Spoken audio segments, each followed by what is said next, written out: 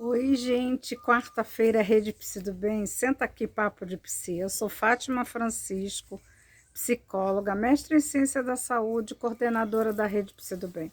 A Rede Psi do Bem, ela nasce junto com a pandemia para nós estarmos conversando sobre saúde mental naquela época.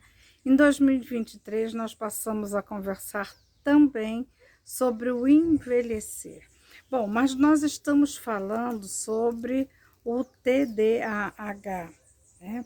Semana passada nós falamos das crianças e nós vimos, né, como é difícil diagnosticar. E o diagnóstico é feito por médicos, psiquiatras e neurologistas e psicólogo também pode, especialista em TDAH, pode estar ajudando os pais e a escola a estar fazendo esse diagnóstico. Normalmente a criança apresenta desde muito cedo, se ela for hiperativa, uma agitação, mas normalmente a escola, lá por volta dos 7 anos, é que chama os pais e orienta a tratar, né? Levar no médico ou no psicólogo.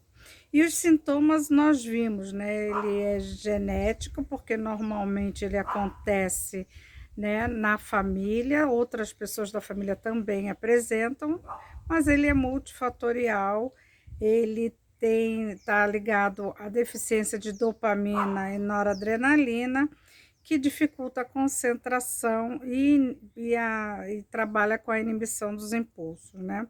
Nós vimos que essas pessoas, né, que portadoras do TDAH, elas são inquietas, elas normalmente se ocupam de um monte de coisa ao mesmo tempo, mas não acabam não executando nenhuma. Elas são desatentas, aquela que não consegue manter a atenção em algo por muito tempo, mas que ela fica ali. Esse é o maior risco da criança, porque ela é uma criança quieta, ela fica na classe quieta, olhando para o professor, mas viajando em outro lugar.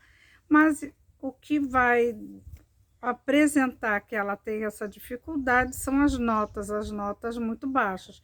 E as pessoas começam a perguntar: como é que pode? Se ela presta atenção na aula, se ela é quieta na aula, como é que pode ela ter notas tão ruins assim, né? E tem as impulsivas, que são aquelas que não esperam, não tem paciência, que não esperam, que quer tudo para agora, que não para na cadeira, né? Então, isso é uma coisa muito complicada. Agora, imagina, né, um TDAH adolescente. Porque, sim, gente, a gente sabe que algumas pessoas na adolescência os sintomas diminuem, né, ou vão embora, mas 60% delas continuam com esses sintomas na adolescência e na vida adulta. Agora, porque o funcionamento mental, ele continua o mesmo do TDAH, ele não vai mudar, né?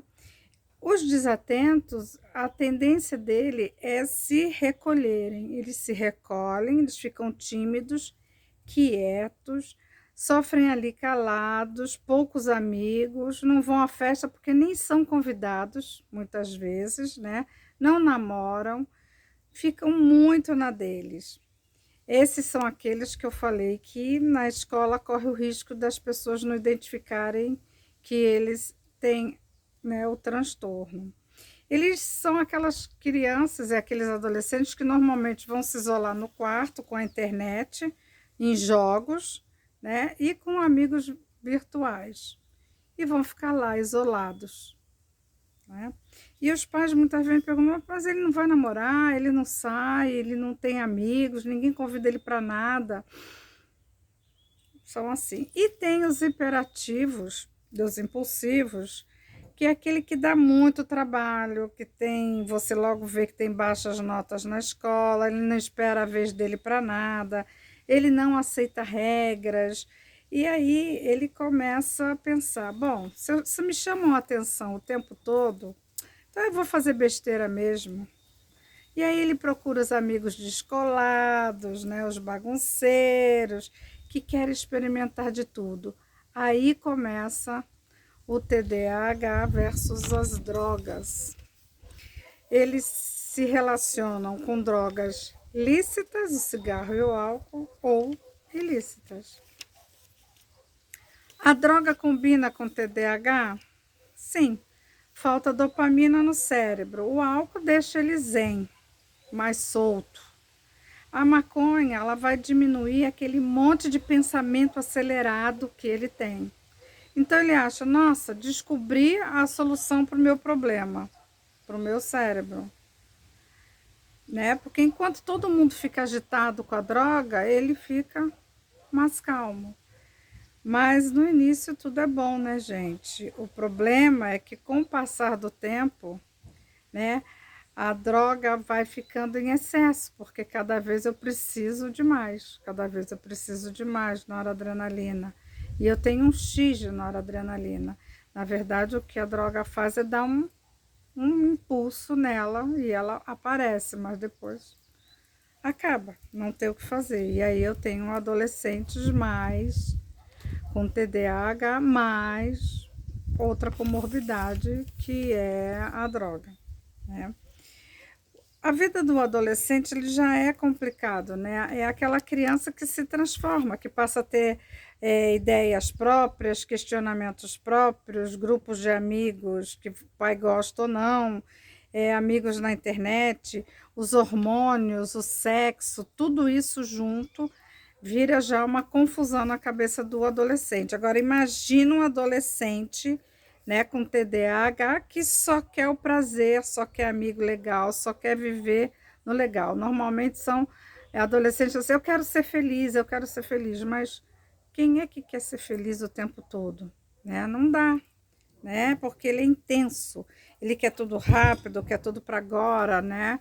E quando tem alguma coisa que ele tem que fazer, ele vai procrastinar, porque ele só sabe fazer a coisa no aqui e agora. E aí ele vai fazer tudo muito mal feito, né? E aí vão vir os preconceitos. É vagabundo, é preguiçoso, não quer nada com nada, e por aí vai. A tendência, né, do adolescente com TDAH é ele ter muita alteração de humor, ele ser muito agressivo, inclusive com ele mesmo, né? Porque ele tem uma baixa autoestima grande, né? Ele sabe que ele não consegue fazer as coisas como as outras pessoas, só que ele tem muita dificuldade de mudar a conduta, porque ele não entende o porquê que ele pensa daquele jeito. Ele não consegue entender e aceitar que as pessoas não pensem assim também, né? E aí ele trata os pais, os amigos, os professores, todo mundo igual. Se ele tiver que responder e ser agressivo e ofender e gritar, ele vai fazer. Então, estar junto com um adolescente com TDAH impulsivo e hiperativo é uma coisa muito difícil. E ele vai se envolver em más companhias mesmo, porque ele se sente excluído, né? E estudos mostram que 75% desses adolescentes, eles têm uma comorbidade, né? Junto com o TDAH, que é distúrbio de sono, que é a depressão, a ansiedade, um transtorno de ansiedade generalizado, um transtorno bipolar, o abuso de substâncias, que a gente já falou aqui. Ele pode apresentar transtornos de personalidade e ele tem 3 vezes mais chances de cometer suicídio. É uma coisa realmente bem difícil. E ele sofre muitos, né? Ele tem também uma chance grande de sofrer acidente, porque se ele dirige muito rápido, ele quer passar na frente dos outros, os outros são muito moles, né? Ele é estabanado, ele vai subir correndo, não vai ver os riscos, ele não vê os detalhes das coisas. Então, o risco dele sofrer um acidente é muito, muito maior. Sim, gente, nós pais, professores, cuidadores, profissionais da saúde, a gente tem que ficar muito, muito, muito atento a esses adolescentes. Vigiar o tempo todo com quem anda, onde está.